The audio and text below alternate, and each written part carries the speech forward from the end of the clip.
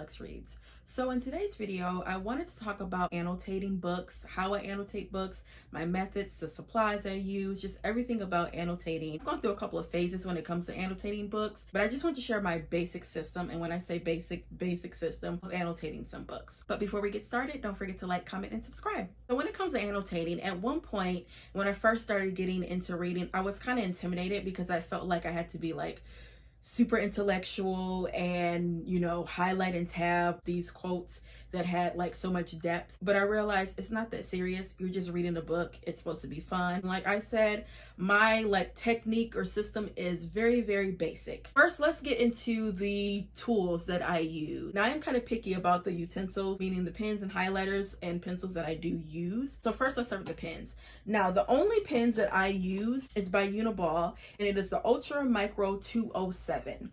And I like the nib. The nib is like very, very thin. I tend to have very sloppy handwriting. I notice when I use a very thin nib, I'm able to, you know, have more control. Also, I like that the ink is very dark. And then another thing that I like about the Uniball pens, just in general, they tend to last a long time. The ink doesn't dry out as quickly. I just love these so much. And I think they're like, you can get a pack for $5 for maybe like $7 or something like that. And I'll make sure to put everything that I talk about down in the description below. Next will be highlighters. Now, these highlighters, I got them from Amazon. And I am particular about highlighters because now I don't like to use neon highlighters. I like neutral colors.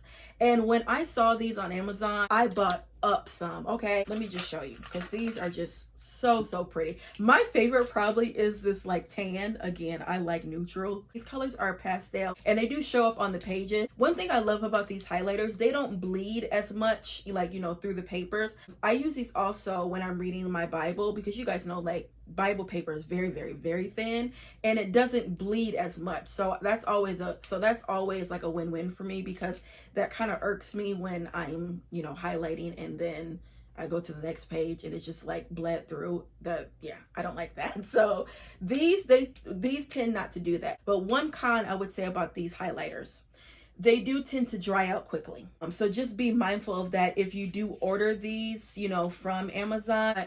That's like the only con, and honestly is. I also love this mint green color. It's just so pretty. Another thing that I like to use sometimes are Sharpies.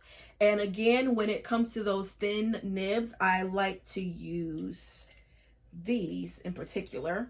These are the Sharpie ultra fine points, and I like these in particular because first of all, the black one, that's like no brainer, and then pink is my favorite color and I tend to write with this one too.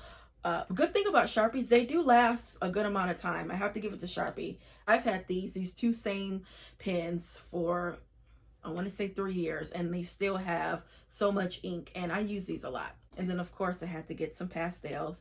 I love pastel colors. They're just so pretty. So yeah, Sharpies are also my go-to.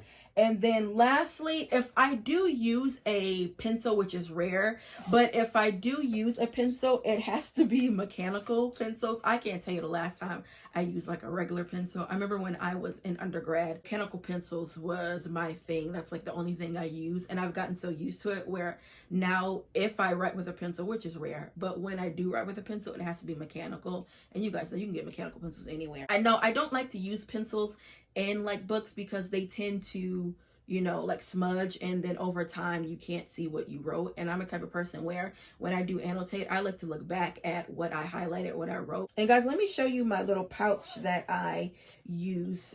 I got this from Barnes and Noble when it was Black History Month, and I think I paid like $12 for it, but I just loved it so much. And then I just added like these pins to it. At one point I was trying to collect pins, which I should get back to it. But what I keep in here is I always keep an extra bookmark because I have to have a bookmark. You guys know I make my bookmarks.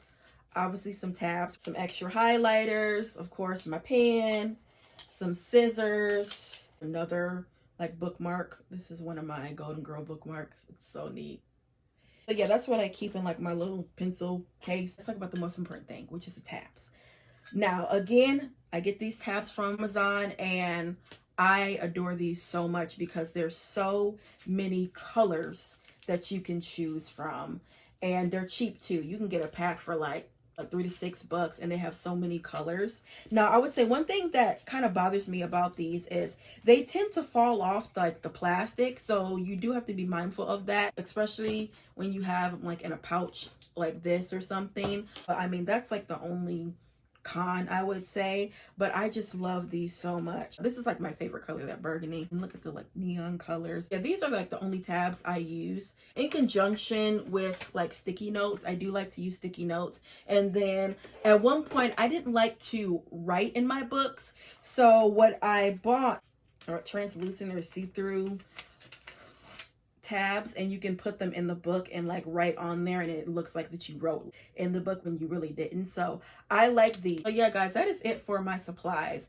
Now let's get into my like system of annotating books. My system is I just highlight and tab what I feel like stuck out to me, what I liked. It's that simple. But I do like to have tabs to identify a certain character. So for example, this is one of my favorite books that I annotated. It was Waiting to Excel. I believe I have a vlog on me reading this book. I'll put it down below.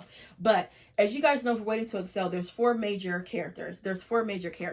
And so what I did is I just, wrote their names down. Each character has a tab. So I know that if it is purple, that was Savannah talking. And I can go back and see what, I highlighted of what Savannah was talking about. If you have, multiple POVs, multiple characters, it can be kind of confusing. So if you do have that like tabbing system, it is best. I did the same thing for The House of Eve by Sadiqa Johnson. There's two characters, Eleanor and Ruby. So I know Eleanor is the one that's in blue, Ruby is the one that's in burgundy.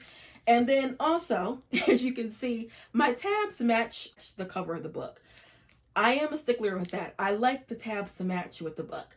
Now, the highlighters, the pens, they don't have to match. I'm not that anal. But I do like the tabs to match with the cover if possible, because I just love the way it looks. Like, just look at that. It's just so cohesive and nice. So, yeah. I was telling you guys earlier, when it came to annotating my books, at one point I didn't like to write in my books. Now, what I do for that is, and I've gotten better, but I will get 2 copies of the book if I just really, really like it. But it has to be a book that is like 5-star and beyond. So for example, you guys know I rave about The Yellow Wife, one of my favorite historical fiction novels ever. I actually have 3 copies of this book, but this was the first copy I had, and you can see I annotated with the tabs matching the cover.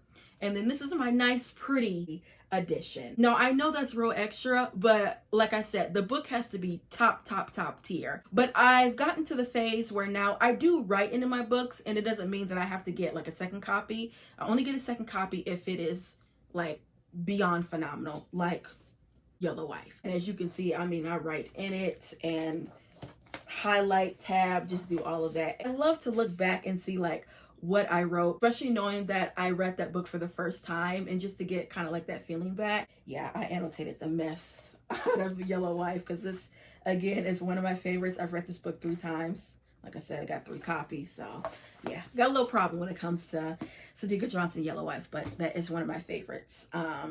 Another one of my favorite book that I annotated is the portable Harlem Renaissance Reader. You guys know how much I love Harlem Renaissance, and this is also another favorite of mine because I love the way it looks. It matches the cover. Got a lot of stuff that I wrote in it and everything. And I just like the way it looks. Doesn't it look so pretty? Oh my goodness. Only a person that is obsessed with books would think this is like so pretty. So yeah, guys, that is basically it when it comes to annotating books. My method is very simple. I don't overcomplicate it, because again, I just want to be able to read the book, understand it, and move on. And like I said, if something speaks to me, of course I'm going to tab it, highlight it. And I noticed that when I just kind of simplified it, it made the experience of me reading the book even more, enjoyable. But yeah, guys, that's all I have for you, and I'll be back with more Black books. Bye.